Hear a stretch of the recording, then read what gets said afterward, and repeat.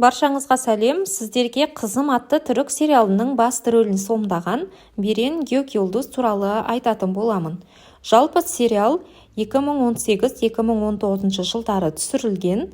Басты рөлде 8 жасар Öykü, яғни Берен Гөкюлдуз сомдайды.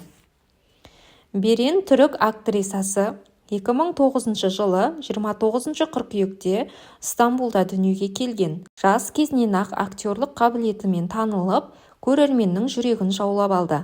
Оның актерлық мансабы 2014 жылы «Менің күйеуімнің отбасы» сериалында Пелин рөлін сомдаудан басталды. Алайда Беренге нағыз танымалдылықты 2016 жылы «Ана» сериалындағы Мелек Акчай рөлі әкелді. Бұл рөлі үшін ол бірнеше марапаттарға ие болды.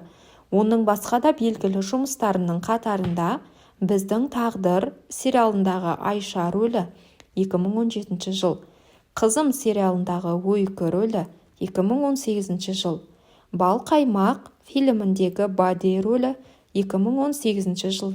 Осылар бар.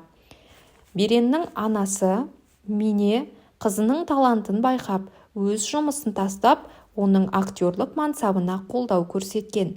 Береннің мектептегі үлгерімі де жоғары деңгейде.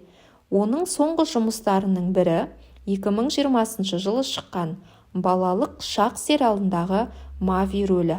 Берен Гөкюлдуз өзінің жасына қарамастан түрік кино және теледидар индустриясында елеулі орынға ие болып, көптеген көрермендердің сүйіспеншілігіне бөленді. Берен қазіргі таңда балалар арасындағы ең танымал әрі өте бай актрисалардың қатарында. Қазіргі таңда Берен 16 жаста. Өте сүйкімді актрисалардың бірі ретінде тек Түркияда емес, басқа да елдерде өте танымал болып жүр.